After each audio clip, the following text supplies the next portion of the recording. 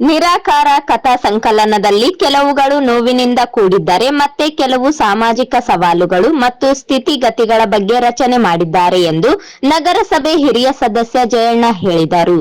ನಗರದ ಕನ್ನಡ ಭವನದಲ್ಲಿ ಜಿಲ್ಲಾ ಕನ್ನಡ ಸಾಹಿತ್ಯ ಪರಿಷತ್ತು, ತಾಲೂಕು ಕನ್ನಡ ಸಾಹಿತ್ಯ ಪರಿಷತ್ತು ಸಂಯುಕ್ತಾಶ್ರಯದಲ್ಲಿ ಮಲ್ಲಿಕಾರ್ಜುನ ಸ್ವಾಮಿ ಹಿರೇಮಠ ಅವರ ನಿರಾಕಾರಿ ಕಥಾ ಸಂಕಲನ ಬಿಡುಗಡೆಗೊಳಿಸಿ ಮಾತನಾಡಿದರು. ಮಲ್ಲಿಕಾರ್ಜುನ ಸ್ವಾಮಿ ಅವರ ರಚನೆಯ ನಿರಾಕಾರ ಕಥಾ ಸಂಕಲನ ಕೃತಿಯಲ್ಲಿ ತಮ್ಮ ವೃತ್ತಿಯಲ್ಲಿ ಕಂಡ ಏಳು ಬೀಳುಗಳು ಮತ್ತು ತಾವು ಅನುಭವಿಸಿದ ಪ್ರಸಂಗಗಳನ್ನು ತಮ್ಮ ಮಾತುಗಳ ಮೂಲಕ ರಚನೆಯಲ್ಲಿ ವ್ಯಕ್ತಪಡಿಸಿದ್ದಾರೆ ಎಂದರು. ಅವರು ರಚಿಸಿದ ಕಥಾ ಸಂಕಲನದಲ್ಲಿ ಸಾಮಾಜಿಕ ಸಮಸ್ಯೆಗಳು, ಸವಾಲುಗಳು, ಸ್ಥಿತಿಗಳು ಬಗ್ಗೆ ತಮ್ಮ ಅಂತರಾಳದಲ್ಲಿನ ಮಾತುಗಳನ್ನು ವ್ಯಕ್ತಪಡಿಸುವ ಮೂಲಕ ತಮ್ಮ ವೃತ್ತಿಯಲ್ಲಿನ ಅನುಭವಿಸಿದ ಕೆಲವು ಪ್ರಸಂಗಗಳ ಕಥಾ ಸಂಕಲನದಲ್ಲಿ ಮೂಡಿ ಬಂದಿವೆ ಎಂದರು. ಸಾಮಾಜಿಕ ವ್ಯವಸ್ಥೆಯ ಬಗ್ಗೆ ಮಾತುಗಳ ಮೂಲಕ ಬರವಣಿಗೆಯಲ್ಲಿ ಮೂಡಿಸಿದ್ದಾರೆ. ಜಾತಿ ವ್ಯವಸ್ಥೆ, ಸಮಾಜ ನಮ್ಮನ್ನು ನೋಡುವ ದೃಷ್ಟಿಕೋನದ ಬಗ್ಗೆ ರಚನೆ ಮಾಡಿದ್ದಾರೆ. ಸಮಾಜದ ಹೊರೆಕೋಲುಗಳ ತಿದ್ದಲು ಪ್ರಯತ್ನಿಸಿದ್ದಾರೆ ಎಂದು ತಿಳಿಸಿದರು. ಅಧಿಕಾರಿಯಾಗಿ, ಕವಿಯಾಗಿ ಅವರ ಮನದಾಳದಲ್ಲಿರುವ ನೋವುಗಳನ್ನು ಸಮಾಜಕ್ಕೆ ಬರವಣಿಗೆಯ ಮೂಲಕ ಹೇಳುವ ಬದಲಾವಣೆಗೆ ಮುಂದಾಗಿದ್ದಾರೆ. ಕವಿಯ ಕಲ್ಪನೆ ಆಯ್ದುಕೊಂಡ ಸಂದರ್ಭ ಸಾಧನೆಗೆ ಅನುಕೂಲವಾಗಲಿದೆ. ಸಮಾಜಕ್ಕೆ ಕೃತಿ ಪ್ರೇರಕ ಶಕ್ತಿಯಾಗಿ ಮಾರ್ಗದರ್ಶನವಾಗಲಿ ಹಾಗೂ ಯುವ ಕವಿಗಳಿಗೆ ಪ್ರೇರಣೆಯಾಗಿ ಸಮಾಜ ಕಟ್ಟುವ ಕೆಲಸ ಮಾಡಲಿ ಎಂದರು.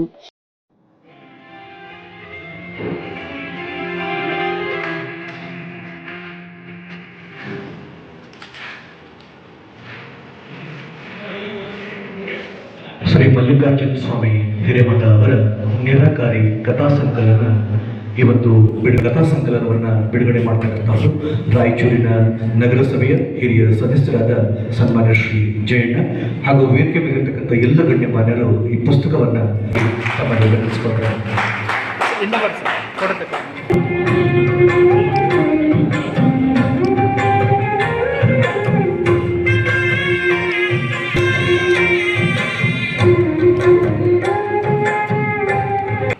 ಕಾರ್ಯಕ್ರಮದ ಆಹ್ವಾನ ಪತ್ರಿಕೆಯಲ್ಲಿ ಕೂಡ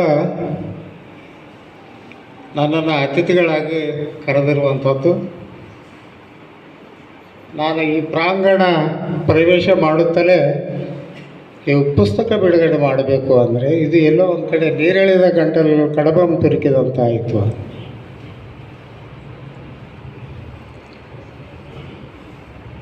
ಈ ಕೆಲಸಕ್ಕೆ ಎಷ್ಟು ನಮ್ಮಲ್ಲಿ ಸಾಮರ್ಥ್ಯ ಇದೆ ಅನ್ನೋದಕ್ಕಿಂತ ಇದನ್ನು ನಿರ್ವಹಿಸಲಿಕ್ಕೆ ಸಾಧ್ಯವೇ ಅನ್ನುವಂಥದ್ದು ನಮ್ಮಂಥವ್ರು ಅವಲೋಕನ ಮಾಡುವಂಥ ಪ್ರಸಂಗ ಇದು. ಆದಾಗ್ಯೂ ಕೂಡ ನಿಮ್ಮ ಒಡನಾಡಿಯಾಗಿ ನೀವು ಕೊಟ್ಟಿರುವಂಥ ಜವಾಬ್ದಾರಿಯನ್ನು ಅಷ್ಟರ ಮಟ್ಟಿಗೆ ನಿರ್ವಹಿಸಿದ್ದೇನೆ. ಪುಸ್ತಕದ ಯಾವ ರೀತಿ ರೂಪಿತಗೊಂಡಿದೆ ಅನ್ನುವಂಥದ್ದು ಕೇವಲ ಬಹುಶಃ ಭಾಳ ನೋವಿನಿಂದ ಕೂಡಿದ ಮಾತುಗಳು, ಇವತ್ತಿನ ಸಮಾಜದಲ್ಲಿ ನಡೆಯುವಂಥ ಸವಾಲುಗಳು, ಪ್ರಸಂಗಗಳು, ಸ್ಥಿತಿಗತಿಗಳ ಬಗ್ಗೆ ಅವರ ಆಲೋಚನೆಗಳು ಇವೆಲ್ಲವೂ ನೋಡುತ್ತಿದ್ದರೆ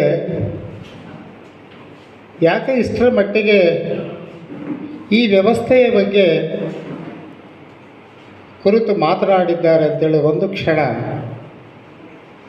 ನನಗಷ್ಟೇ ಅಲ್ಲ ಎಂಥವರು ಕೂಡ ಅವರ ನೋವಿನ ಮಾತುಗಳು ಕೇಳಿದಾಗ ಅದು ಅನಿಸದೇ ಇರೋದು. ಜಾತಿಯ ವ್ಯವಸ್ಥೆಯ ಬಗ್ಗೆ ಮಾತನಾಡಿದ್ದಾರೆ, ಈಗಿನ ಸ್ಥಿತಿಗತಿಗಳ ಬಗ್ಗೆ ಮಾತನಾಡಿದ್ದಾರೆ, ಸಮಾಜ ಯಾವ ರೀತಿ ನಮ್ಮನ್ನು ನೋಡ್ತದೆ, ನಮ್ಮದು ತಪ್ಪಿಲ್ಲದಿದ್ದರೂ ಕೂಡ ನಮ್ಮನ್ನು ಯಾವ ರೀತಿ ಗುರಿ ಮಾಡುತ್ತದೆ, ಯಾವ ರೀತಿ ಒಂದು ರೀತಿ ಆ ಒತ್ತಡಕ್ಕೆ ಸಿಲುಕಿಸ್ತದೆ ಅನ್ನುವಂಥ ಅವರ ಮಾತುಗಳು ಬಹುಶಃ ಅವರ ನೋವಿಗೆ ಮತ್ತು ಹಾಗೆ ಸಂವೇದನಾಶೀಲತೆಗೆ ಸಾಕ್ಷಿಯಾಗಿವೆ ಅಂತೇಳಿ ಕೂಡ ಅಂದುಕೊಂಡಿದ್ದೆ.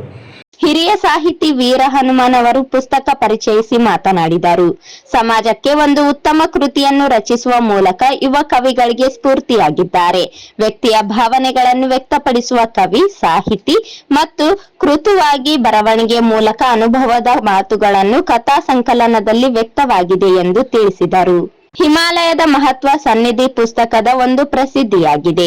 ಆ ಕೃತಿಯಲ್ಲಿನ ಸನ್ನಿವೇಶಗಳನ್ನು ಈ ನಿರಾಕಾರ ಪುಸ್ತಕದಲ್ಲಿ ಸಾರವನ್ನು ಕಾಣಬಹುದಾಗಿದೆ. ಅವರು ರಚಿಸಿದ 3ನೇ ಕೃತಿಯಾಗಿದ್ದು, ಕಥೆಗಳು, ಆಧ್ಯಾತ್ಮಿಕ ಪ್ರಕಾರಗಳು, ಸಾಮಾಜಿಕ ತಲ್ಲಣಗಳ ವೃತ್ತಿಗಳ ನಿದರ್ಶನಗಳು ರಚನೆ ಮಾಡಿ ಓದುಗರನ್ನು ಅಂತರಾಳದಲ್ಲಿ ಇಳಿಯುವಂತೆ ಮಾಡಿದ್ದಾರೆ ಎಂದರು. ಅವರು ಮಾಡಿದ್ದಾರೆ. ಅದು ಪ್ರಪಂಚದ ಪ್ರಖ್ಯಾತವಾದ ಪುಸ್ತಕ.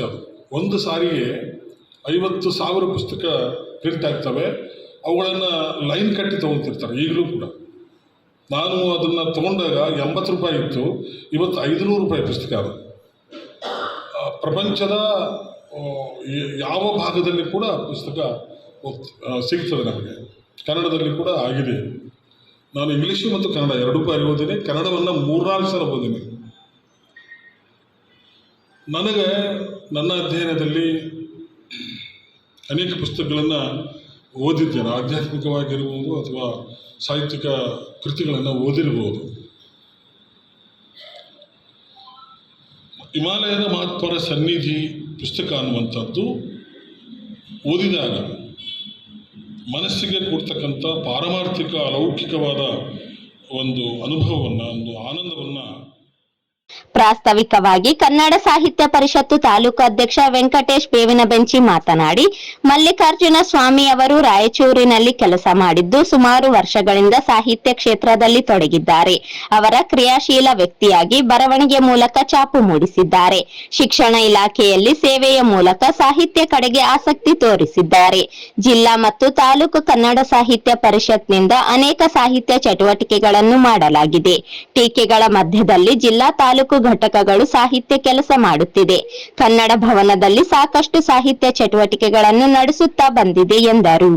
ಮಲ್ಲಿಕಾರ್ಜುನ ಸ್ವಾಮಿ ಅವರ ಕಥೆಗಳ ಸಂಗ್ರಹ, ಕಥಾ ಸಂಕಲನೆ ರಚನೆ ಮಾಡಿದ್ದು, ಹಾಡು ಭಾಷೆಯ ಜೊತೆಗೆ ಅವರು ಉತ್ತಮ ಬರವಣಿಗೆ ಮೂಡಿ ಬಂದಿದೆ. ಪುಸ್ತಕ ಪಡೆದುಕೊಳ್ಳಲು ತಿಳಿಸಿದರು.